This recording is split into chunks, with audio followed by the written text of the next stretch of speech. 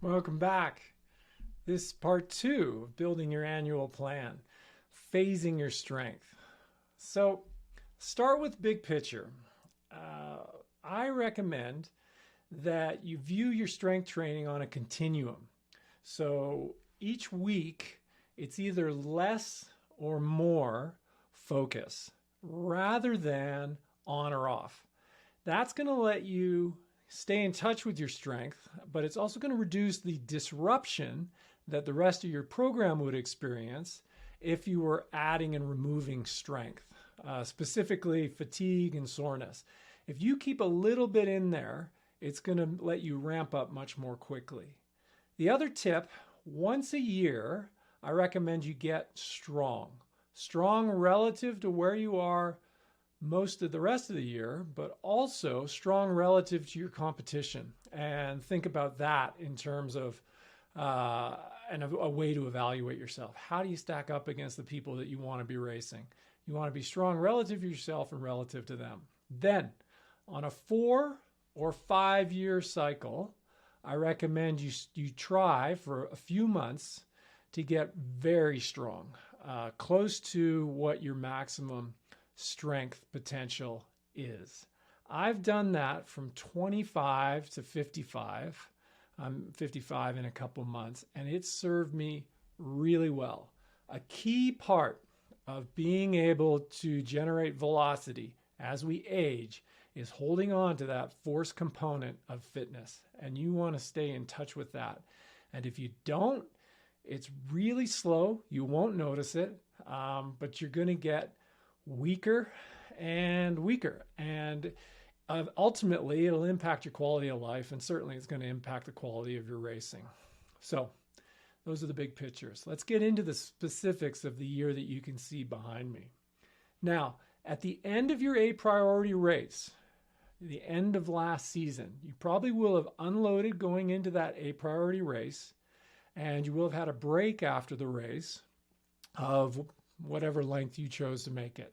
For most of us, that implies a month without a whole lot of quality strength training. So you're going to need when you return to strength, you're going to need to come back gently. And that fits with an off season. So what I do and what I recommend is you add one set, 20 reps light of your program. Whatever your program is, we've got ideas on our site, but you might have your own. Just come back really light. You may be surprised at the fatigue that one light set of 20 reps generates for you. It should only make you tired for a few hours that day. If there's carryover fatigue into the next day, you've overdone it. Back off next time. Go even lighter. And then over a series of weeks, you're going to notice that you don't get all that tired from this easy strength session. And what I recommend you do is you start adding another set with the idea of working towards 2 by 20 for the whole program. And once that's tolerated for a few weeks, you've completed the return to training. And it's time to move into the build phase. And the build phase will happen across the rest of your calendar year. As you head across fall and into winter, you'll be dropping reps, adding sets, and adding weight, and looking towards mid or late winter where you're going to have a focus period. And that's typically 4 weeks. Now, in the 4 weeks, you're probably only going to be able to do 3 or 5 sessions where you move a lot of weight with your legs. And there's examples of that on the Phasing Your Strength article on the site. But it'll normally be a pyramid structure, leg press or squat or a combination. Now, when I was younger, in my 20s, I could hit the strength hard 3 days a week and recover. And it was no problem. And when I added the endurance training, I just backed off the strength to twice a week, and I still cope pretty well. Now, after 50, that's not the case. So if I do one great strength session, that's it for that week. The other session's going to be maintenance, and the rest of my training, my endurance training, I'm going to have to be pretty conservative with. It's going to be mostly zone 1 training, and I'm going to need to be particularly careful with the running. because when my legs are tired, I'm more at risk for giving myself overuse injuries and run niggles. So watch out for that. So now we're at our strength peak. It's late winter. We've done the focus block, and it's time to start the transition from being gym strong to being sport strong. So the spring season, so that's going to be about a 13-week block, is where I recommend you use in-sport strength training. John and I gave you ideas for that in the strength session on the site, and that's a great place to put that type of work in. So you could do one maintenance session in the gym, and you could build in-sport strength throughout the rest of the week. This is going to give you much more practical speed than smashing yourself with a bunch of red zone stuff. It's going to improve you in a race-specific manner. And even if you're not racing for a while, that is a good place to put that part of training. The reason being is, as you move into summer, you're probably going to have more of a volume focus. You're going to want to bring up your endurance training load as well. In the spring, you're not putting the pressure on yourself from a volume point of view.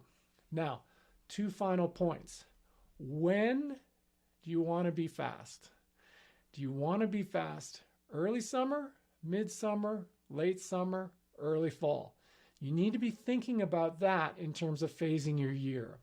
If it's late summer or early fall where you want to have your main peak of the year, I recommend you schedule a small unload early summer, followed by a period of time where you're going to reestablish the base. And that gives your whole body a reset. So you're not constantly trying to be in race shape for 15 to 20 weeks across the middle of your year. You're very unlikely to be able to sustain that. And what you may find, and what you'll be at a risk for, is going stale late in the year. Now, backing off for races. See priority race. No need to back off on the strength training. The race itself is just an intense session. So you'll back off for a couple of days before, and you'll back off as much as you need afterwards. B priority race. Just do your normal strength training early in the week, your normal strength-oriented stuff, and then in a few days leading up to the race, back off, no specific strength work. That should work fine for you. Again, after the race, rest as much as you need to absorb the race. That B priority race is a great way to finish phase 1 of the summer and then have your scheduled unload afterwards. Works really well for people that have late season Ironmans. A priority race. You're going to be in maintenance mode. Your strength training is already going to be secondary to the race specific workouts. So you're not going to have to back off that much. Your final strength session is going to be somewhere between 7 and 10 days before your race day. Just do half of whatever your normal load is, and that's great. No strength training during race week. Enjoy your day. Next time, we're going to talk about laying out your race structure across the year. I've got some ideas for you there too. Thanks for listening.